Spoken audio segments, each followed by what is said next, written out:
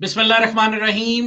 तमाम देखने और सुनने वालों को अस्सलाम वालेकुम। और बहस व तकरार में आज मेरे साथ मौजूद हैं अगेन मौज अहमद गिलानी, मरियम और मैं सैयद ज़िल्ले हुसैन आपकी खिदमत में हाजिर हूँ। हम तीनों की जानिब से तमाम देखने और सुनने वालों को अस्सलाम वालेकुम। फर्स्ट ऑफ ऑल आप दोनों ठीक ठाक हैं जी? जबरदस्त हैं। मौज बताएं। आप दोनों से पूछ रहा हूँ यार, आप दोनों क्या मौज बताएं। चिल हो जाते हैं? मौज बताएं। मैं ये कहना चाह रही हूँ कि इमेजिनेशन जरूर वाली है लेकिन सिचुएशन हेल फायर वाली है, क्योंकि हम पाकिस्तान में, हमारे बहुत गर्मी चल रही है पूरे पाकिस्तान में।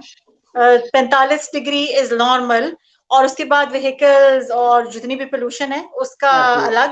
आप के मुझे तो लगता है कि एसी भी कोई इतने अच्छे काम नहीं करेंगे इस तरह की सिचुएशन में, और कर भी नहीं रहे। तो आप दिन में 2-2 दफा भी नहाएं तो वो भी कम है। मौज एग्री करेंगे। तो पहले तो सबसे पहले हम अभी शॉक में हमारी गर्मी खत्म नहीं होती ऐसी ऐसी है। अच्छा, बाय द वे मैंने सुना लोड शेडिंग भी हो रही है। ज्यादा गर्मी पड़ जी, लोड शेडिंग भी हो रही है बहुत ज्यादा। लेकिन फिर वो ये है कि ज्यादा नहीं है, कुछ लोग बता रहे हैं कि पूरी पूरी रात भी उनकी लाइट नहीं होती है ऐसी सिचुएशन में। ऐसे भी मुझे कुछ लोगों ने बताया, तो मेरे लिए तो वो शॉकिंग था। मैंने तो सिर्फ एक दिन जी। और मौज फिर वो जो सोलर इक्लिप्स हुआ है, मैं तो मुझे मेरी इमेजिनेशन में था कि पूरी रात हो जाएगी। वो कह रहे थे जनूबी इलाकों में रात होगी, बट आई वाज लाइक कि कुछ ना कुछ तो हमें ऑब्जर्व करने का मौका मिलेगा, लेकिन कुछ भी नहीं हुआ। नमाज़े कसूफ पढ़ ली, तौबा इस्तगफार कर ली, सोलर इक्लिप्स नहीं नजर आया। यार आप दोनों बहुत ज्यादा मुसलमान हैं। वही बात है, जो काम कर रहे होते हैं ना वो नहीं मैं कह रहा हूँ ये जो है ना, ये जो लोग काम कर रहे होते हैं ना, उनको ऐसी चीजों की इतनी परवाह नहीं होती। जो वेले होते हैं वो बेचारे नमाजें पढ़ते रहते हैं। नहीं हम वेले नहीं है, हम भी काम करते हैं, ऐसी बात नहीं है। अच्छा चलो चले हम आते हैं जनाबे अली आज के जो टॉपिक्स हैं उनकी तरफ। मैंने सुना है पाकिस्तान में बड़े कोई मुके चल रहे हैं। भाई क्या चल रहा है पाकिस्तान में? लोग एक दूसरे को मार मोर रहे हैं, लगता है गर्मी का असर उन पे भी हो गया। गर्मी का अर्थ सर ऐसा है, वैसे मैं कहता हूँ मजा आ गया। वैसे बीगा अगर मेल में बात करूँ, सॉरी हाँ जी, मैं बिल्कुल फिरदौस नहीं ये जब मुझे लगता है आप मिली तो मुझे इंतहाई बुरी लगती। मैं मिली हूँ, मतलब आपको बहुत अच्छी लगती है क्योंकि पीटीआई में Okay. I just saw her in a function. I didn't manage to go and meet her in person to have a mukka or anything like that. वो क्यों मारेंगी, लेकिन वैसी बात की। जी नहीं, जब ये इवेंट डैड पीपल्स पार्टी में थी ना, तो मुझे अगर कुछ सबसे ज्यादा बुरी लगती थी तो यही लगती थी, ठीक है। और टू बी वेरी ऑनेस्ट, जब से ये पीटीआई में आई है तो मुझे लगता है कि पीटीआई का कोई स्टैंडर्ड नहीं रहा। सीधी सी बात है, ठीक है। I am a die hard fan of Imran Khan PTI. मैंने इतनी पोस्टें की थी कि मुझे फेसबुक ने ब्लॉक कर दिया था। मैंने इतने एसएमएस किए थे इमरान खान की सपोर्ट में कि मेरी सिम बंद हो गई थी 2013 में। But the thing is that कि जब से फिरदौस आपा आई हैं, उनको मतलब she is not a good woman. मैं नहीं इसको मान सकता कि वो है। और कोई उसने गलत बात नहीं की। वो जो 7 शख्स हैं उन्होंने कोई गलत बात नहीं की। देखें, आपके पास जो है ना, वो सियाने क्या कहते हैं कि आप जो है वो पैसों से सब कुछ बदल सकते हैं, स्वाय अपना पास्ट नहीं बदल सकते। तो जो आपका पास्ट है उसको आपको फेस करना ही पड़ता है हर सूरत में, जो है, ठीक है। तो आपने कोई गलत की है तो आप माने ना, फिर आप आगे से हाथापाई कर रही हैं। जस्ट सस्ती शोहरत जिसे कह सकते हैं, या जो पब्लिसिटी गेन करने के लिए चुप करके बैठे होते। और जवेद चौधरी साहब को तो देख के मुझे ऐसे लग रहा था वो क्या कहते हैं, वो मैच में वो एक बंदा नहीं आया था जिसमें मीम्स बने थे, ऐसे करके खड़ा हुआ। मुझे वो उस जैसी लुक सारी थी बेचारे की। मेरी भी कोई सुन ले यार। उनको फुप्पी से तशबीह किया गया था, जो फसाद डलाने के बाद ये क्या हो रहा है। हाँ, वो बेचारा आखिर में सोच रहे कि यार हुआ क्या है। बिल्कुल फुप्पो आफ्टर आग लगाने के बाद वैसे मैंने सुना है फुप्पो आग लगाने के बाद। अच्छा, बाय द वे, जिन लोगों को शायद नहीं अंदाजा इनकी कहानियां, ये क्योंकि डॉक्टर है माशाल्लाह से, और मैंने सुना है ये हॉस्पिटल में एज एन एमएस DMS ये ओहदे रख चुकी हैं। And she was very famous for her मुक्काज ओवर देयर एज वेल। तो ये इंतहाई हद छुट खातून थी। ये कोई आज की बदतमीज नहीं है, ये माशाल्लाह से हमेशा से बदतमीज है। मुझे तो इनके घर वालों पे होता है कि वो बेचारे इनके सामने कैसे हाथ बांधे खड़े रहते होंगे। मैंने सुना कि ये पहलवानों के खानदान से ताल्लुक रखती हैं, और एक दफा एक वीडियो में उन्होंने कराटे का कट भी किया हुआ है। She can even ride a cop bike. वो वीडियो मेरे पास शायद पड़ी हो, वो अगर आपको चाहिए तो मैं इस टाइम वो शेयर की जा सकती है, वो अगर ढूंढनी पड़ेगी। वो उसके ऊपर मैंने मीम भी एक बनाया था ना कि वो बाद में हक करती है अपनी एक दोस्त के साथ, ऐसे ही है। वही वाली वीडियो की बात कर रहे हो ना आप मरियम, जिसमें स्लैब स्टोरी थी। हाँ जी, हाँ जी, वही बात। हाँ, उसमें बड़ा मैंने एक मीम भी बनाया था कि वो नीचे जो थी ना स्लाइड्स, उसमें मैंने लिखा था मेरा दिल, ऊपर लिखा था मेरी एक्स, ठीक है। और वो जब ऐसे मारती है ना तो यानी मेरा दिल टूटते हुए, ठीक है ना। तो बड़ा उसमें मीम्स बनाए थे, ये बड़ा मजेदार था, जिसे कह सकते हैं। बिल्कुल बिल्कुल। वो बल्कि किसी ने एक वीडियो जो थी वो शेयर भी की हुई थी कि फिरदौस आपा वो जो मुक्काबाजी कर रही थी ना किसी उसमें बॉक्सिंग ग्लव्स बॉक्सिंग बैग के ऊपर, तो किसी ने कहा था फिरदौस आपा is getting ready for the next program. तो ये तो उनका खैर एक वतीरा है, लेकिन असल चीज देखो यार, ये हमारे माशरे में ना एक चीज बड़ा प्रॉब्लम है कि औरत जो है ना, आप ये देखें तो कि पीटीआई के जितने ट्रॉल्स नुमा सहाफी हैं वो शुरू हो गए थे फिरदौस आपा की उसके अंदर हमायत के अंदर, बिना ये देखे कि फिरदौस साहिबा जो हैं उनकी गलती थी नहीं थी, असल में रीजंस क्या थे एंड ऑल दैट। अभी अगर आप ये देखें कि मोहतरमा जो हैं वो फरमाती हैं कि कादर मंदो खेल जिनको उन्होंने मुक्का मारा, जो पीपल्स पार्टी के रिसेंटली इलेक्टेड एमएनए हैं, वो कहते हैं ना सर मुंडाते ही ओले पड़े मेरे जैसों के लिए होता है, तो वो कहते हैं एमएनए बनते ही मुक्के पड़े। तो मोहतरमा के साथ मोहतरम के साथ ये प्रॉब्लम हुआ। वो एमएनए अभी रिसेंटली बने हैं और उन्होंने बेशक के ये कहा, वो आगे से कह रही हैं जी कि क्योंकि इसने मेरे बाप को गाली दी थी, that's why I called him कुत्ते का बच्चा। तो लेकिन अभी तक कोई वीडियो ऐसी सामने नहीं आई कि जिसमें ये देखा जा सके कि उसने कोई ऐसी बात की है, बल्कि वो सिर्फ हाथ झटक रहा है। तो लेकिन ये हमारे यहाँ एक मसला आ गया कि औरत जो है ना, वो औरत होने का फायदा उठा लेती है बाज़ औक़ात। I am a feminist. अच्छा, उसमें उन्होंने दिखाया था कि उनकी लेडी आई थी उनको रोकने के लिए, जो कि उनकी कोई टीम बैकग्राउंड में जो भी उनकी टीम होती है वो आई और उन्होंने उनको रोका है टू स्टॉप, वरना शी माइट है उनको पकड़ के लिटा के मुक्के मारने थे प्रॉपर। मतलब आप देखें ना दिल भाई की, मतलब ये जो गाली है ना, स्पेशली इसके हवाले से अगर थोड़ी सी बात की जाए तो हमारे माशरे में आप देखें कि बहुत सारे मर्द हजरात, इवन डैड, जो रूटीन में भी गालियां दे रहे होते हैं ना, जिनकी जुबान पे वो टिपिकल किस्म की गाली चढ़ी होती है, वो भी औरतों को देख के ना स्पेशली या घर पहुंचते वो कभी गाली नहीं देंगे, ठीक है। या इवन डैड कोई औरत भी उनके साथ बदतमीजी कर जाएगी ना तो वो कहेंगे नहीं यार तू बीबी मैं हूं तनु की कमा, यूजली इस तरह की बात वो कर जाएंगे, ठीक है। तो हमारे माशरे में आज भी मर्द को फिर भी मैं समझ सकता हूँ इतना ख्याल है कि वो पब्लिकली कहाँ पे गाली देनी और कहाँ पे नहीं देनी। बहुत ही कोई मर्द होते हैं जो यानी पब्लिकली किसी औरत के सामने भी गाली दे दें, बट नेचुरली मेरा ही ऑब्जर्वेशन यही है कि बहुत सारे जो मैंने देखा है बाहर कॉमनली गाली भी दे रहे होंगे, वो घरों में बहुत सिमटे हुए रहते हैं कि यार माँ जी है, माँ जी के सामने नहीं इस तरह की बात करनी, मिसेज है, बीवी है, बहन है, ठीक है। तो इस तरह की जो हरकत है, टू बी वेरी, मैं खुद फिर अगेन कहूंगा पीटीए का बड़ा एक फैन हूँ, बट इस तरह की अगर रही बातें तो कुछ भी नहीं है, कोई फायदा नहीं है। फिर डैड तो थिंक आप भी एक लकीर के फकीर चल पड़े ना, तो वो नहीं होना चाहिए जिसे कह सकते हैं, और इस पे एक्शन होना चाहिए था। और हम जो यूथी हैं वो लगातार लगे हुए हैं कि जी सही किया है, ये किया है, वो किया है, नथिंग। देखिए कादिर मंदो खेल को मेरा ख्याल से कादिर मंदो खेल को वहां से चले जाना चाहिए था, उसको उठ के चले जाना चाहिए था, उसको वहां पे बैठना ही नहीं चाहिए था। But that's my opinion, I don't know what was the situation over there. लेकिन जब वो मोहतरमा थोड़ा सा वो हुई थी तो उनको चाहिए था कि वो उसी वक्त उठ के चले जाते। बाकी मोहतरमा को भी अगर उसने गाली दी थी, अगर दी है, जो कि अभी तक प्रूवन तो नहीं है, तो मेरा ख्याल से गलत काम किया है। लेकिन जो लोग कादिर मंदो खेल को पर्सनली जानते हैं, जो उसके साथ उसकी इलेक्शन कैंपेन में काम करते रहे, मेरी उनसे भी बात हुई थी इस बारे में, और उनका कहना यह है कि ये बड़ा जिसको कहते हैं ना हिसाब किताब वाला आदमी है, ये ऐसी उठ के गाली गलूच नहीं करता, बल्कि गाली गलूच को नापसंद करने वाले लोगों में से है। पॉलिटिक्स इज ऑल अबाउट, मुझे आप टिकट देना। अच्छा, और मजे की अच्छा आप परेशान हो जाएंगे। देखें यही मुकाबले में तो नहीं खड़ा होना। किसमें? मैंने कहा शेख रशीद के मुकाबले में तो नहीं खड़ा होना आपने, या हनीफ जो था उसकी जगह पे आप आना चाह रही हैं पिंडी से? नहीं, मरियम जो है ना, ये जाएंगी गेट नंबर 4, पहले वहां से एनओसी लेंगी और उसके बाद ये हमें दोबारा जो है ना, ये मेरा ख्याल से मरियम जो है वो फ्रीज हो गई है, तो may be she will join us again.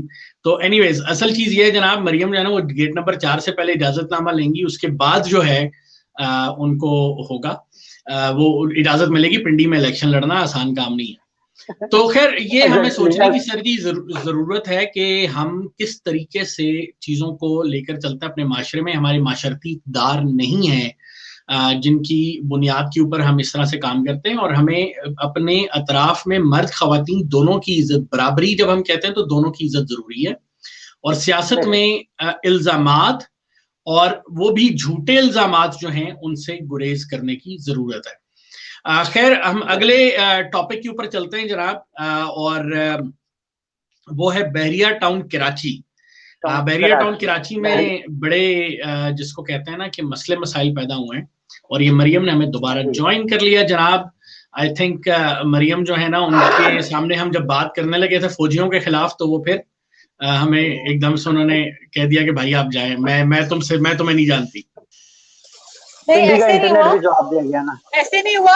हमारी लोड शेडिंग हो गई है, यूपीएस का भी इशू है, और बाहर इस वक्त तूफान आया हुआ है।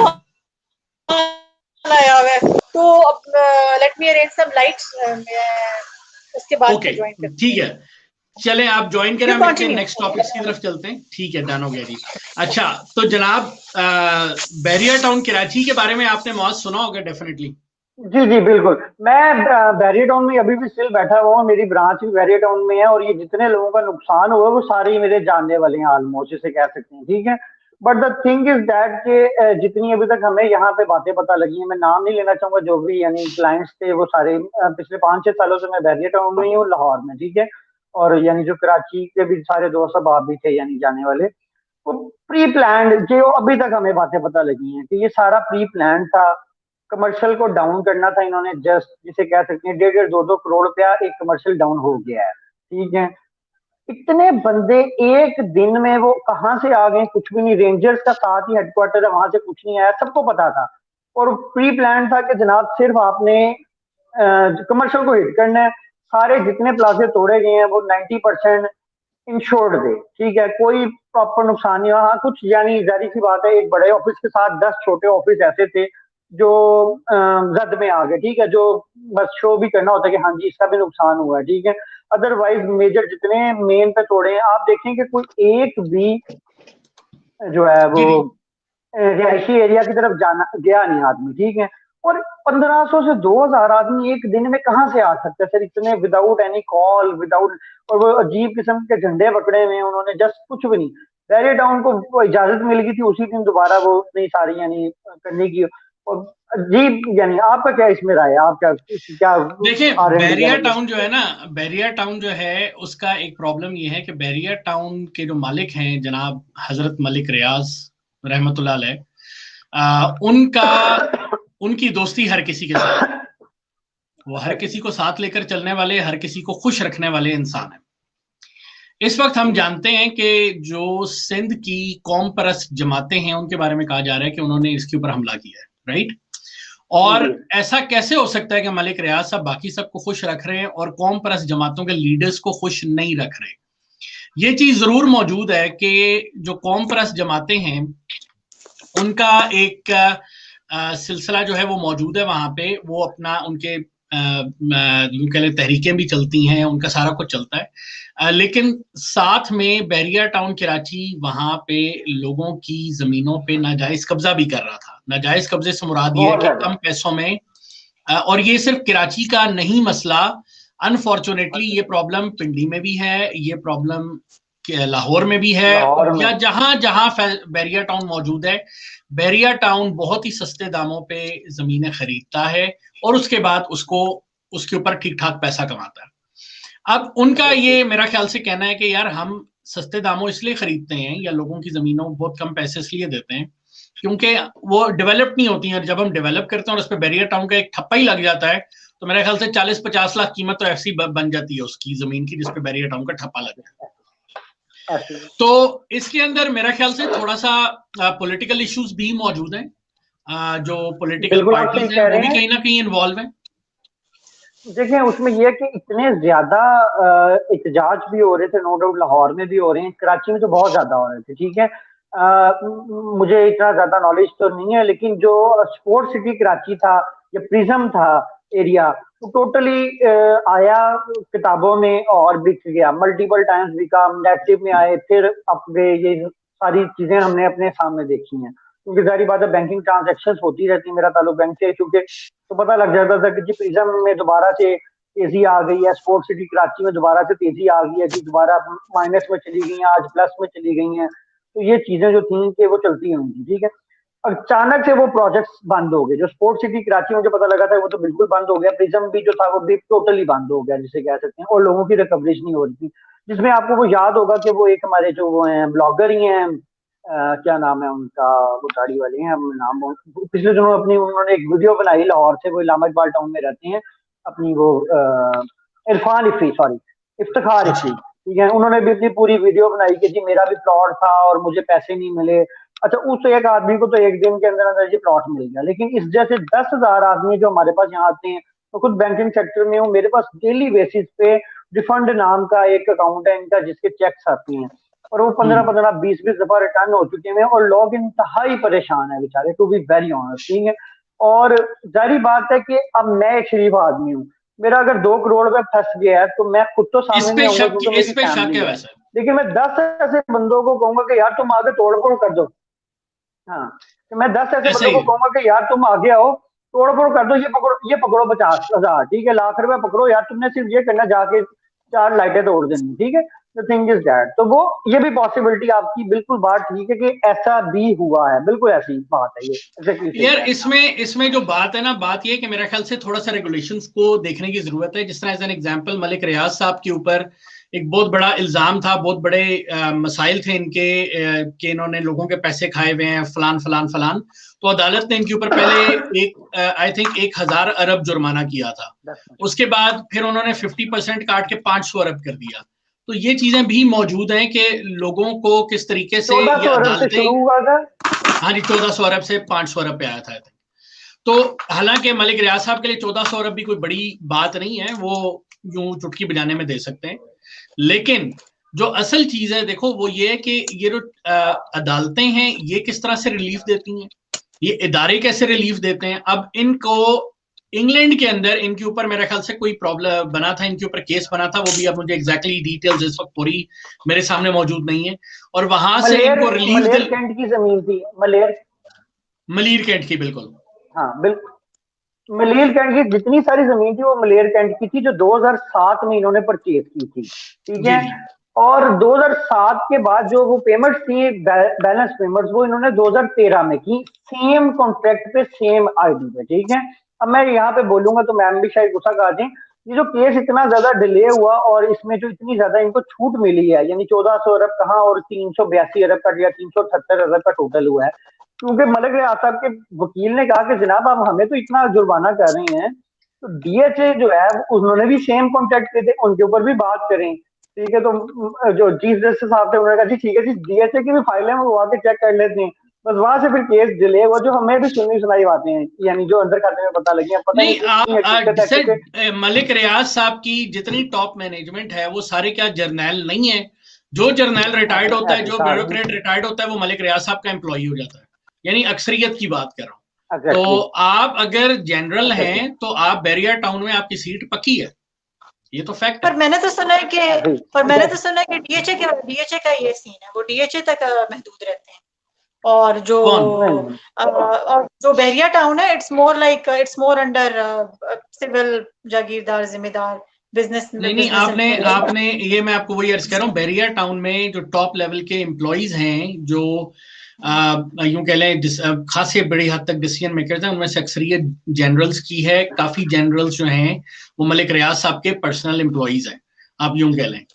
और डीएचए और Bahria Town, by the way, they are in hand, they are very much close partners with each other. ये जो भी आपने बात की है कि ये मिलके काम करते हैं और इनकी बहुत सारी स्कीम्स इकट्ठी बनती हैं। Bahria Town is one of the bigger contractors of DHA as well by the way. Bahria Town उनके लिए घर बनाता है, उनके लिए नक्शे बनाता है और ये सारा कुछ भी करता है। तो they are hand in hand with each other. ऐसा नहीं है कि ये दोनों एक ही जैसे लोग हैं। वैसे बाकी पॉलिटिकल पार्टीज जो हैं उन्होंने भी पैसा खा के अपना काम करना होता है, चाहे वो पीपल्स पार्टी है, चाहे वो PTI है, चाहे नून लीग है। इन तीनों का मलिक रियाज साहब के साथ काम मुका हुआ है। इससे पहले मुशर्रफ साहब थे, उनके दौर में भी यही सब कुछ सिलसिला था। तो ये सारे के सारे बड़ी पार्टीज, छोटी पार्टीज, ये सारे के सारे मलिक रियाज साहब के यूं कह लें एहसानों तले दबे हुए हैं। विच इज द रीजन कि मलिक रियाज साहब जहां जाते हैं कब्जा कर लेते हैं, कोई पकड़ने वाला नहीं होता। और पिंडी में सबसे बड़ा प्रॉब्लम इनके साथ ये था कि इनके मुखालिफ में था Chaudhry Nisar. I don't like Chaudhry Nisar at all, लेकिन मैं मलिक रियाज को चौधरी निसार से बेहतर समझता हूं। लेकिन उन दोनों का भी आपस में ये झगड़ा था कि चौधरी निसार की जमीनें जो थी उन पे कब्जा हो रहा था या उसके लोगों की जमीनों पे कब्जा हो रहा था, और वहां से इसकी कॉन्स्टिट्यूएंसी जो है उस पर इम्पैक्ट आता था। So that is one of the reasons कि Chaudhry Nisar is dead against Malik Riaz. पूरे के पूरे गांव एग्जैक्टली। तो ये एक बहुत बड़ा रीजन था। खैर अब चौधरी निसार साहब तो मेरे ख्याल से वैसे पास्ट हो चुके हैं। बिल्कुल बिल्कुल ऐसा है, बिल्कुल निसार साहब तो क्या हो चुका है, आएंगे आप तो मतलब तो पास्ट हो चुके हैं, पास्ट हो चौधरी निसार सब तो माजी बन चुके हैं। अब उन्होंने एक MP है बस, दैट्स इट। उसके अलावा ना उनको नून लीग में कोई इनकी जगह ना कुछ। खैर ये एक और तरफ जाएगी। इसके अलावा एक अगले टॉपिक की तरफ चलते हैं जनाब। चलें, आप नून लीग के लिए आपके दिल में एक सॉफ्ट गोशा है, लेकिन चलें हम आगे चलते हैं। हम उस सॉफ्ट गोशे का जिक्र मैं यहाँ पे नहीं करना चाहूंगा, आजकल मुझे वैसे उनसे बड़ी नफरत हुई भी है। तो आगे चलते हैं जनाब। अच्छा सॉरी ना, अब इसको आगे लेकर चलते हैं। अच्छा, लंदन ओंटारियो में एक बड़ा अफसोसनाक वाकया हुआ। एक फैमिली, यूं कह लें 3 जनरेशंस ऑफ दैट फैमिली, उसको एक शख्स ने अपनी नफरत की आग में और मजहबी इंतहा पसंदी की आग में जलते हुए उसने उन लोगों को ट्रक तले, या जो हम जिसको यहाँ पे पाकिस्तान में डबल कैबिन कहते हैं, उसके अंडर रोंद दिया उसने। अब उनमें से एक बच्चा जो वो बच गया है, मेरा ख्याल से गाड़ी को रौंदा उन्होंने या पैदल? नहीं, लोगों को। वो पैदल वॉक के लिए जा रहे थे, डबल कैबिन ने उन पैदल चलने वालों को रौंद दिया। तो ये वाकया बड़ा अफसोसनाक है। पूरा जो कह लें कि Canadian government, Canadian political parties, हर किसी ने इसकी मुजम्मत की है। और दुनिया में अगर हम देखें तो ये वाकयात बढ़ते जा रहे हैं। और आप लोगों ने भी सुना होगा, मैं देख रहा था कुछ पाकिस्तानी व्लॉगर्स जो हैं वो इसके ऊपर बड़ी बात कर रहे थे। हमारे शाह महमूद कुरैशी साहब ने कहा कि जस्टिन ट्रूडो जो हमारे यहाँ के प्राइम मिनिस्टर हैं इस वक्त, उनको वैसा ही बिहेव करना चाहिए जैसा नॉर्वे की प्राइम मिनिस्टर ने बिहेव किया था, और बड़ा वो अपनी तरफ से ओखे हो रहे थे। खैर मेरा जहां तक ख्याल है कि शाह महमूद कुरैशी या इमरान खान को कैनेडियन गवर्नमेंट के अफेयर्स में इंटरफेयर करने के बजाय थोड़ा सा अपने मुल्क में भी देख लेना चाहिए। यहाँ पे जिस वक्त ये इंसिडेंट हुआ तो उसके फ्यूनरल में प्राइम मिनिस्टर, ऑपोजिशन लीडर्स, तमाम कोलिशन पार्टीज, सारे लोग गए। पूरे कनाडा के तमाम मेजर शहरों में जो है कैंडल लाइट विजिल हुई, जो यहाँ का एक तरीकाकार है। उसके अंदर लोगों ने उसको किया, मुजम्मत की। लेकिन मैं ये नहीं कह रहा हूं कि यहाँ पे ऐसे बुरे लोग नहीं हैं। यहाँ पे आज भी ऐसे बुरे लोग हैं। आप कई ऐसे शहर हैं, कई ऐसी जगह हैं दुनिया के तमाम वेस्टर्न ममालिक में। कनाडा निस्बतन एक बेहतर मुल्क है, और बहुत से ऐसे ममालिक हैं जहाँ पे रेसिज्म कहीं ज्यादा है या इस्लामोफोबिया कहीं ज्यादा है। इस सूरत हाल में मसला यहाँ पे ये आ रहा है कि मुसलमान जो हैं वो रो तो बहुत रहे हैं इसके ऊपर, लेकिन असल में उनको ये तो रोना है कि यार ये मुसलमान मर गए। लेकिन अगर यही, मेरा यहाँ पे सवाल आप लोगों से है, यही अगर फॉर एग्जाम्पल कोई नॉन मुस्लिम या कोई ऐसा जो है मजहब या फिरका जो है वो मरता जिससे मुसलमान शदीद नफरत करते हैं, तो उस पर मुसलमानों का क्या रद्द-ए-अमल होगा? तो ये यहाँ पे मेरा सवाल आप लोगों से। जो कि एक मीटिंग थी पीएम के साथ, आई डोंट नो उसका किस सेक्टर की मीटिंग हो रही थी, जिसमें कोई नॉन मुस्लिम ने एक बात बोली थी कि हाँ आप हमें जो है हमारी मैस माइग्रेशन करवा दें, क्योंकि हमारे साथ अब अच्छा सलूक हो रहा है पाकिस्तान, और हम वहाँ पे ऑर्डिनरी जॉब करने को तैयार हैं, हम वहाँ पे सड़कों पे पोछे मारने को भी तैयार हैं, बट एटलीस्ट हमारी जो है वो एक वो जो इस्लामोफोबिया, वही वाली आपकी जो बात है, इस्लामोफोबिया नहीं सॉरी, जो कि एक रिलीजियस हमारे पास जो माइनॉरिटीज हैं, हम उनकी बात कर रहे हैं कि माइनॉरिटीज जो हैं उनके साथ ये प्रॉब्लम मौजूद है पाकिस्तान के अंदर भी। तो ये दुनिया में कहीं भी, it's not only about Islamophobia, it's about I think ह्यूमैनोफोबिया।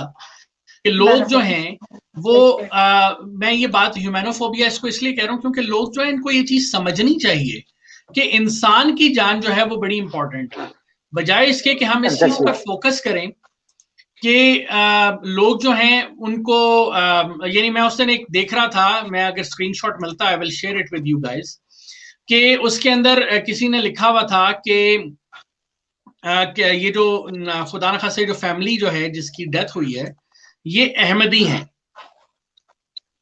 ठीक है? नहीं एग्जैक्टली नहीं, ऐसा नहीं है, बिल्कुल भी नहीं है, बिल्कुल भी ये बिल्कुल भी है अहमदी नहीं है। हाँ ये चीज हमने बाद में मैंने कंफर्म भी की थी, they are not Ahmadi at all. लेकिन किसी ने ये अफवाह उड़ाई कि ये अफवाह उड़ाई, मैं ये अर्ज करूं, किसी ने ये अफवाह उड़ाई कि ये फैमिली जो है वो अहमदी है, और उसके बाद जो लोगों का कुछ का बिहेवियर था वो कुछ इस तरह से था। जी, तो आप ये देखें कि लोग नीचे कमेंट्स कर रहे हैं, अगर अहमदी थे तो बिल्कुल सही हुआ, सबके सब जहन्नुम वासिल हो गया, कादियानी मुर्तद। यानी मेरा मकसद बात करने का जनाबे अली ये है कि exactly that's the main point. हमें अफसोस, हम इस्लामोफोबिया को तब रोएं जब हम बाकी मजाहिब के बारे में, बाकी स्कूल ऑफ थॉट्स के बारे में अच्छा सोचें। हम जब बाकियों के बारे में अच्छा नहीं सोच रहे तो हम इस्लामोफोबिया जो है उसके बारे में हमें रोने की जरूरत नहीं है। अब मैं कतई तौर पे ये नहीं कह रहा कि इस्लामोफोबिया नहीं है। मैंने कल एक वीडियो देखी, उसके अंदर हिजाब में एक खातून अपने बच्चों के साथ जा रही थी और पीछे से वो बंदा अपनी खिड़की में खड़ा होकर, आई थिंक कनाडा की कहीं की वीडियो है, खिड़की में खड़ा होके बोल रहा था कि वो बंदे का नाम लेके जिसने वो ट्रक है, उसका ट्रक कहाँ पे है, उसको कहो कि आके इनको रौंद दे, ये क्या कनाडा के अंदर इस तरह घूम रहे हैं। तो ये सोच मौजूद है, ये नफरत मौजूद है गोरों के अंदर भी। गोरे कोई आसमान से उतरी हुई कौम नहीं है, ये आज महजब हुए हैं। आज से 30 साल पहले आप जाके देखें तो इन्होंने जो यहाँ की नेटिव कौमों के साथ हरकतें की हुई हैं वो रहे नाम अल्लाह का, उसके बारे में आप छोड़ ही दें, वो जो इन्होंने, वो भी एक अलग टॉपिक है। बल्कि हमने लास्ट जो पॉडकास्ट मेरे जो दूसरे पार्टनर अली डार साहब उनके साथ मैंने की है वो इसी के ऊपर की थी कि इनका क्या सलूक रहा है नेटिव्स के साथ। तो आप लोग इसके बारे में क्या कहेंगे, आप लोगों की इसके बारे में क्या राय है? मुआज। बिल्कुल आप सही बात कर रहे हैं। देखें बात यही है कि हम लोग, वो छोटी सी एक बात है ना कि दिखावा जो है ना वो सबसे ज्यादा, यानी अपने किरदार को जो रियाकारी में शामिल हो जाता है। ठीक है, हम लोग आजकल कोई भी नेक बनने की कोशिश ही नहीं कर रहा। सिर्फ बात ये, कल मैंने परसों एक पोस्ट लगा दी कि जो है काफिरों की पिछले 100 साल में क्या इन्वेंशन है, इंटरनेट और मोबाइल और ये, और हमारी इन्वेंशन क्या थी कि जी अहमदी काफिर, सुन्नी काफिर, शिया काफिर, वहाबी काफिर। तो बजाय इसके कि कोई लोग यानी उसमें पॉजिटिव कमेंट देते हैं, अक्सर लोगों ने मुझे इनबॉक्स किया कि जनाब अहमदी तो काफिर ही है। और मैंने कहा यार चलो ठीक है, मान लिया अहमदी काफिर हैं, बट हमें किसने ये दर्जा दे दिया कि यार हम करें? ठीक है, मौलवी साहबान ने एक फतवा निकाल दिया है, सब कुछ ठीक है, बट द थिंग बात जहाँ हो रही है इन्वेंशन की। ठीक है, एक हमारे पास टोटल वो था, नोबेल प्राइज याफ्ता इंसान था अब्दुल सलाम। ठीक है, उसको भी इन्होंने कह के यार कि वो वहाबी है, वो वहाबी वो सॉरी अहमदी है। उसने कहा ठीक है जी, मैं अहमदी हूँ, मैं तो मुल्क के लिए काम कर रहा हूँ, मेरा मजहब क्या है, जो भी हूँ, मैं अपनी कब्र में जाना है। वो चला गया, वो भी नॉर्वे में, वहां जाके उसने अपनी रिसर्च लैब बना ली और वहां पे काम कर रहा है। मुझे जब तक देखें वो है ये गांधी साहब है, मैं उनको कभी कभी सुन लेता होता हूँ, उनकी कुछ चीजें जो मुझे भी इख्तिलाफ है, बहुत ज्यादा वो लिबरल हो जाते हैं कभी, लेकिन वो कुछ बातें बिल्कुल ठीक करते हैं कि लाइक हमारी जो मसाजिद है वो हमें मसाजिद को गवर्नमेंट के अंडर देनी होगी। अदरवाइज कोई सुन्नी की मस्जिद है, कोई शिया की मस्जिद है, कोई वहाबी की मस्जिद है, कोई मुसलमान की मस्जिद नहीं है। और अगर मैं गलत नहीं हूं तो एक हदीस मैंने भी पढ़ी थी और इसको ऑथेंटिक हदीस थी, अल्लाह ताला अपनी बेशी माफ फरमाए, कि क़यामत के दिन जो भी मस्जिद किसी फिरके के नाम पे बनी होगी उसमें नमाजें वगैरह आपकी पढ़ना बिल्कुल जायज नहीं होगी। जो भी किसी फिरके की बेस पे आपने मस्जिद बनाई होगी, यानी कि एक खास अकीदे को लेके, वहां की इबादत बिल्कुल जायज नहीं होगी। तो आजकल आप लाहौर में देखें या इस्लामाबाद, कराची, कहीं पे भी देखें, आपको कौन सी बड़ा बड़ा लिखा नजर आएगा जनाब, देवबंद और ये और। तो हम क्या कर रहे हैं, मुझे तो ये बातें समझ कभी, और मैं जब कभी लोगों से डिस्कस करता हूँ तो वो कहते हैं कि यार तू बहुत ज्यादा लिबरल हो गया है, तुझे तो इस्लाम का पता ही नहीं है। मैं कहा यार मुझे इतना जरूर पता है कि कब्र अपनी में सबने जाना है, दूसरों पे उंगली उठाने से पहले अपना आप ठीक कर लो। वो हमने ठीक नहीं करना, बात ही सारी इतनी सी है। मुर्तिद हो गया तुम, मुर्तिद, ये नहीं कहा किसी ने। मुर्तिद इक्कीस हो गए। तो आज ही मैं कल इत्तेफाक से गया हुआ था उधर, मुझे एक दिन की रिलीविंग ड्यूटी लगी थी मुझे रायवन सिटी ब्रांच में। तो हमारे पास एक लेडीज है, वो वहां से आई है बेचारी, उनका कोई कैंडल हुआ या व्हाट्सएवर, ठीक है। तो अल्लाह ताला ने फरमाया कि आप लोगों के राज रखो, मैं आपके राज रखूंगा, ठीक है। और वहां की जो ब्रांच का यानी स्टाफ था, वो इतने के गलत अल्फाज में मुझे इस लेडी की डिस्क्रिप्शन बता रहे थे कि मौज ऐसे हो गया, मौज वैसे हो गया। मैंने कहा यार द थिंग इज दैट, यहाँ आप उस लेडी की नहीं बुराई कर रहे हो, यहाँ आप अपनी औकात बता रहे हो बेसिकली कि हु यू आर, ठीक है। मैंने कहा इन सब बातों में से किसी एक बात का प्रूफ नहीं है। एक गॉसिप्स बनी, वो गॉसिप्स जो है ना वो चलती चलती एक न्यूज बन गई, ठीक है। और वो न्यूज से चूंकि फायदा कुछ लोगों को हो रहा था तो सबने उसका फायदा उठाया। मैंने कहा मेरे पास वो 3 माह से लेडी काम कर रही है, मैं उतनी ही स्पेस उसको देता हूँ जितनी जरूरत होती है, ठीक है, और उतनी ही स्पेस उसके करीब करता हूँ जितनी मुझे तो बात से आप वाली बिल्कुल ठीक है कि ना तो गोरे इतने ठीक है ना हम लोग ठीक है, लेकिन सबसे पहली चीज यही है कि हमारी प्रॉब्लम सिर्फ यहाँ आ गई है, हमने दूसरे मजाहिब को कहना ही गलत शुरू कर दिया कि यार ये तो है ही जहन्नमी, बस इनका कोई लेना देना नहीं है। पिछले दिनों बैरियन का एक लोकल ग्रुप था, उसमें मैं ऐड था, तो उसके अंदर बड़ा एहतजाज हो रहा फ्रांस के खिलाफ और ये वो। तो मैंने उसको कहा, मैंने कहा यार ये जिस इंटरनेट को यूज कर रहे हो ना तुम लोग, और ये व्हाट्सएप पे गालियां दे रहे हो मुसलसल, ये उसी गोरे ने बनाया हुआ है, ठीक है। अगर इतनी तुम्हारे अंदर थोड़ी सी गैरत है तो यार आप कहो कि यार नहीं मैं तो ये इंटरनेट नहीं इस्तेमाल कर रहा, ठीक है। तो फ्रांस से पाकिस्तान की जो डील है या यूरोपियन नेशनल, इस टाइम तकरीबन पाकिस्तानी 5 मिलियन और अबव सिर्फ यूरोप में है, ठीक है। मैंने कहा बुला लो यार सबको वापस यहाँ पाकिस्तान में रहें, जिंदगी अच्छी खुशी गुजारें। जब बाहर से पैसे आते हैं बड़ा खुशी होकर बताते हैं यार वड्डा भरा बाहर होता है, उस टाइम तो हम ये वाली साइकिल से बाहर नहीं निकलते। तो द थिंग इज दैट हमें अपने आप को लर्न करना चाहिए। जो इस्लामोफोबिया ठीक है होना चाहिए कि यार आप दीन में बड़ी सख्तियां भी हैं, लेकिन दीन में जितनी नरमियां हमें तो वो पता ही नहीं है, हमें वो आइडिया ही नहीं। हम कहते हैं नहीं सख्ती। मैं आज मैडम मुझे कह रही थी कि जी मतलब मैं नमाज लेट पढ़ी तो मुझे कहती है ये टाइम नहीं था। मैंने कहा मैडम अगर नमाज कबूल होने की बात है नहीं तो ये जो मैंने पैंट शर्ट पहनी है ना इसमें तो नमाज कबूल ही नहीं होती है, सतर नहीं ढका हुआ, अल्लाह ताला ने वो भी तो कबूल करनी है ना। यार अल्लाह से रहमत की उम्मीद करनी चाहिए, बस दूसरों को क्रिटिसाइज और अकाउंटेबल। बिल्कुल आप सही कह रहे हैं। अल्लाह ताला अच्छा अब हम थोड़ा सा अगले टॉपिक की तरफ चलते हैं। और मरियम मैं आपकी इसके ऊपर एक्सपर्टीज चाहूंगा, लेकिन मुझे ये बताएं आप दोनों ने मैट्रिक और एफएससी तो किया हुआ है? नहीं मैंने मास्टर्स तक किया है। नहीं वो तो किया ही किया है ना यार, वो किया था। हाँ वो किया था। मैट्रिक मैंने और मरियम ने तो एक साथ ही किया था। अच्छा वो तो इसलिए मुझे पता है मैट्रिक का तो मुझे कंफर्म है, बाकी का मुझे नहीं पता। अच्छा फिर भी मैंने किया था, एफएससी भी की थी। अच्छा तो आप लोगों को एग्जाम्स कैसे लगते थे? मेरा ये था मैं बहुत स्ट्रेस रहती थी, बट मुझे ये था कि मैंने जो एम रखा है वो फुलफिल हो जाए। और आई एंजॉयड स्टडिंग, लेकिन बहुत ज्यादा वो एक कॉम्पिटिटिव वाला एनवायरनमेंट रहा है हमेशा, बट मैंने कभी उसको अपने ऊपर सवार नहीं किया। अच्छा चंद दिन पहले बल्कि एक अरसा पहले अताउल्लाह ईसा खिलवी साहब जो हैं उन्होंने मैट्रिक और एफएससी के जो स्टूडेंट्स हैं उनकी दिल की आवाज जो है वो कैसे बयान की, मैं आपको वो सुनाता हूँ, फिर हम अगले टॉपिक पे चलते हैं। क्या हुआ? क्यों पूछते हैं? अरे जो बताने के काबिल नहीं है, वो बात क्यों पूछते हैं? जो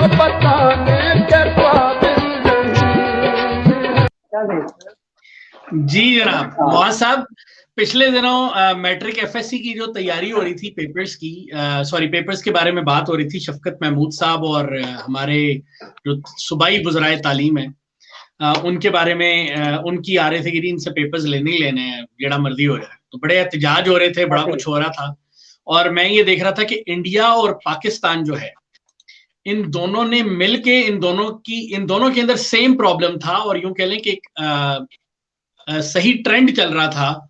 ये बड़ी मजेदार एक और मीम थी, वी विल सरप्राइज यू, ये मुझे मजे की लगी थी।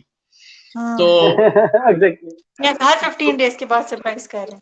हाँ, हर 15। अच्छा, तो इसके अंदर अब सिलसिला ये था कि उन्होंने कहा, ये मैं देख रहा था कि दोनों तरफ में एक जैसी कैंपेन चल रही थी, कैंसिल बोर्ड एग्जाम्स, ये हैशटैग चल रहा था।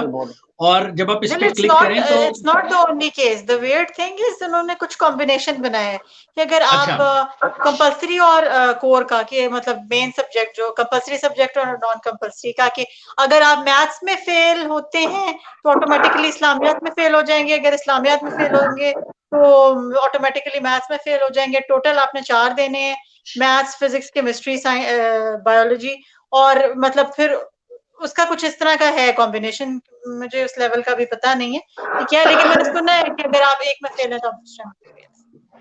तो ये तो it's like very unjust. Don't know how it will. अब अच्छा मरियम, आप भी एक टीचर हैं, ठीक है, मतलब मैं अगर इस ब्रॉडर पॉइंट ऑफ व्यू से बात करूं तो मैं ये समझता हूँ कि ये जो स्टूडेंट्स कर रहे हैं एहतजाज, इनके टीचर्स को पकड़ना चाहिए कि पिछले 1.5 साल से वो क्या पढ़ा रहे हैं। देखिए, कोई भी नई चीज है ना, आज फेसबुक की नई एप्लीकेशन आती है, हमें 10 दिन लग जाएंगे मैक्सिमम, हम उससे अंडरस्टैंड हो जाते हैं, ठीक है, हमें यूज करना आ जाते हैं, ठीक है। मतलब आज की माएँ भी जो है ना, वो यूट्यूब पे ड्रामे भी देख रही हैं, सब कुछ चला रही हैं, वीडियोस अपलोड कर रही हैं, ठीक है। और उसी तरीके से कोई भी नई चीज है उसको समझना इतना इस जमाने में था, ठीक है। तो उस हवाले से अगर मैं देखा जाए तो ये टीचर्स क्या करने, मतलब पिछले 1.5 सालों में जूम के आड़ में जी आज तक जूम की समझ नहीं आ रही, व्हाट्सएप की समझ नहीं आ रही। सबसे पहले तो उन टीचर्स को पकड़े भी, तुमने क्या कराया कि टीचर स्टूडेंट्स इस लेवल पे आए पड़े हैं कि वो पेपर्स नहीं देना चाह रहे। मैं शौक होती हूँ कि मुझे फिर सबसे मेन चीज ये कि मुझे सारा समझ कुछ नहीं हमने आती कि हम गवर्नमेंट पे लोग डाल वाकई दिया क्या पढ़ा रहे हैं। है, शफकत महमूद पे डाल दिया है। स्कूलों में क्या कर रहे हैं, हम स्कूलों में क्या कर रहे हैं जब बच्चों को शाम को ट्यूशन पढ़नी पड़ती है। में मुझे समझ नहीं आ रहा कि क्या फायदा है बोलने। अब मतलब आप जितने मर्जी डेडिकेटेड हैं, अगर 2 लोग डेडिकेटेड हैं और 2 का सब्जेक्ट डिफिकल्ट है तो हम क्या दे रहे हैं। मैं खुद इस बात पे बहुत क्वेश्चनेबल होती हूँ। और तो और जो बच्चे मतलब जिस तरह होते हैं, जिस तरह आपको अक्सर कुछ ना कुछ बेच रहे होते हैं रोड्स पे। वो मुझे मिला एक बच्चा तो कहता है कि मैंने ट्यूशन की फीस देनी है। मैंने कहा स्कूल नहीं जाते हो? कहते नहीं वो जाता हूँ लेकिन फिर समझ नहीं आती तो फिर ट्यूशन के पैसे भी चाहिए होते हैं। तो मतलब मैंने तो फौरन बोला, मैंने कहा फिर स्कूल छोड़ दो, ऐसा करो ट्यूशन ही पढ़ो। तो ये तो मतलब हम लोगों ने ट्यूशन पढ़ क्लास 5 का बच्चा ट्यूशन पढ़ रहा है। 5 है क्या, मतलब इतने क्या मुश्किल है कि माँ बाप नहीं पढ़ा पा रहे तो ठीक है, तो टीचर का काम है कि वो उसको गाइड करे।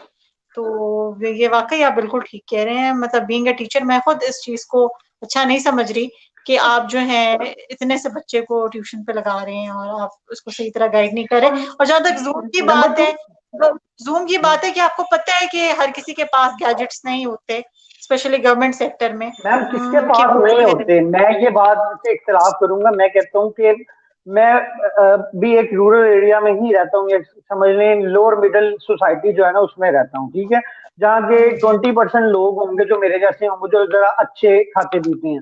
बाकी वही लोग हैं जो यानी लोअर मिडिल क्लास जिसे हम कह सकते हैं, ठीक है। तो मैंने नहीं देखा कि किसी बंदे के घर में एक स्मार्टफोन ना हो, ठीक है। प्लस कंप्यूटर्स की मैं बात कर सकता हूँ, कंप्यूटर्स हो या ना हो, लेकिन जूम इज अवेलेबल।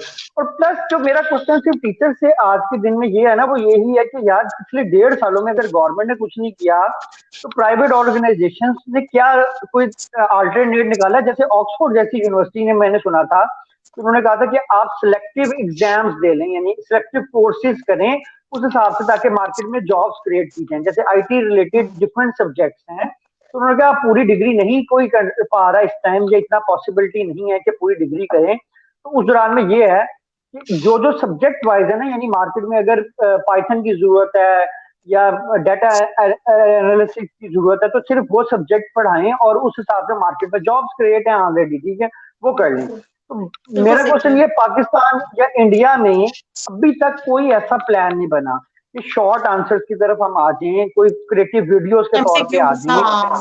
हाँ ठीक है, मतलब इस तरह का कोई मॉड्यूल आ जाना चाहिए। कोई किसी एक बड़े बड़े इंस्टीट्यूट हैं लाहौर में, पाकिस्तान में, इवन दैट किसी एक की तरफ से कोई सोल्यूशन नहीं है। और जो स्टूडेंट्स के बैकग्राउंड पे मुझे लगता है ये ऑर्गेनाइजेशन ही, इनको पैसे मिल रहे हैं, ठीक है, खर्चे इनके काम हुए हैं और ये कह रहे हैं ऐसा ही जरा 1 साल और गुजर जाए, ठीक है यार, जरा कुछ थोड़े से पिछले पैसे तो पूरे हो जाएं। एक्चुअली अगर सही मॉनिटरिंग हो तो इट्स नॉट द केस। अगर कोई ना देखे तो मेरे ख्याल से बड़े बड़े अच्छे लोग भी रिलैक्स हो जाते हैं, इंक्लूडिंग मी। मुझे कोई नहीं देखेगा तो मैं भी शायद रिलैक्स हो जाऊं। पर अगर एक्चुअली देखो, एक और भी बात है कि मरियम, मैं और आपने बहुत दफा इस बारे में डिस्कस किया है कि हमारे यहाँ एजुकेशन जो है ना, बल्कि दुनिया में कहीं भी एजुकेशन एक होता है तालीम और तरबियत का निज़ाम। यानी अगर आपने कोई तालीम हासिल की है तो आप दूसरे को उसकी तरबियत देते हैं या उसको वो सी चीज सिखाते हैं। अनफॉर्चुनेटली एक तो हमारे यहाँ टीचर्स वो लोग बनते हैं जो कि दुनिया में और कुछ नहीं कर सकते ना बेचारे, वो टीचर बन जाते हैं। जिस बेचारे को है सही सर नहीं, लेकिन अक्सरियत शौक से कोई नहीं बन रहा, शौक से कोई नहीं बनता। दूसरी चीज ये है कि हम नहीं, I'll disagree। कुछ लोग होते हैं जिनको शौक होता है, बट वो ये नहीं होता एज अ प्रोफेशन, बस ऐसे ही होता है कि मैं अक्सरियत की बात मैं अक्सरियत की बात कर रहा हूँ। अच्छा, दूसरी चीज ये है कि आपकी जितने भी इस तरह के जो स्कूल्स बने हुए हैं, प्राइवेट ऑर्गेनाइजेशन स्पेसिफिकली, अगर आप उनको देखें तो उनका कारोबार चल रहा है। They are saying education industry, वो इसको एजुकेशन इंडस्ट्री के तौर पे चला रहे हैं। जबकि दुनिया में जितने भी ममालिक जहाँ पे एजुकेशन आम होती है ना, वहां पे 2 चीजें होती हैं ऐसी जिसको आप प्राइवेटाइज नहीं करते, या कम से कम आपकी 5-6% ओवरऑल सेक्टर एडवर्टाइज होता है, बाकी सारे का सारा पब्लिक ओन्ड होता है। एक उसमें से होती है एजुकेशन और दूसरा होता है हेल्थ। क्यों? क्योंकि हेल्थ और एजुकेशन ये 2 ऐसी चीजें हैं जिसके अंदर अगर आप प्राइवेट करेंगे तो अगला पैसा कमाएगा और दबा के कमाएगा। और यही प्रॉब्लम हमारे इन मुल्कों में भी है कि जो प्राइवेट ऑर्गेनाइजेशंस जो उनके हाथ में आपने एजुकेशन दे दी है, आपके जितने बड़े बड़े स्कूल्स हैं वो आपसे, यानी उसकी फीस अफोर्ड करना मेरा ख्याल से एक आम इंसान के बस की तो बात ही नहीं है। एक आम छोटे से स्कूल में भी आई थिंक इस वक्त 5-6 हजार रुपया फीस तो कहीं नहीं गई, जो छोटा स्कूल है। 5-6 हजार वाला कौन सा जमाना। हाँ, मतलब ये रह गया। मतलब मेरा बेटा एक नॉर्मल से भी यानी अमेरिकन लाइफ स्टाइल में पढ़ रहा है, मैं नाम ले लेता हूँ, तो I am giving them 8500 rupees, ठीक है। हाँ, ये exactly per month it's not monthly, ये 3-3 महीने के इंस्टॉलमेंट्स लेते हैं। तो आप जो है 8000 में नहीं देते, फिर आप महीनों की, मतलब 3 महीने की फीस जाती है। मैंने मंथली करवाया था उनको कि भाई मैं नहीं दे सकता 3 माह की इकट्ठी, मैं बैंकर हूँ, मैं आपको मंथली दे दिया करूंगा। हाँ, अच्छा, लेकिन यूजुअली जो है मेरे नॉलेज में लोग 3-3 महीने की देते हैं। देखो, मकसद बात करने का ये है कि हमारे यहाँ डिफरेंट स्कूल सिस्टम्स आ रहे हैं। हमें उन स्कूल सिस्टम्स की जरूरत नहीं है, हमें पाकिस्तानी स्कूल सिस्टम्स की जरूरत है। ना तो हमें ब्रिटिश स्कूल सिस्टम की जरूरत है, ना हमें अमेरिकन स्कूल सिस्टम की जरूरत है। हमारे अपने मुल्क के अपने मसाइल हैं, हमें उसके मुताबिक एजुकेशन सिस्टम भी क्रिएट करना है, हेल्थ सिस्टम भी क्रिएट करना है। और मेरा ख्याल से गवर्नमेंट को इन चीज़ों को प्राइवेटाइजेशन की तरफ ले जाने के बजाय आहिस्ता आहिस्ता इनको पब्लिक सेक्टर में लाना चाहिए। पब्लिक सेक्टर के स्कूल इतने ज्यादा अच्छे हों कि वो प्राइवेट सेक्टर की तरफ मत जाएं, कि लोग जाएं ही ना। और उसके लिए किसी ने एक दफा, ये अक्सर लोग बात तो करते हैं कि MNAs और MPs के बच्चे जो है ना, वो सारे लाजमी कर दें कि वो गवर्नमेंट स्कूल में पढ़ेंगे।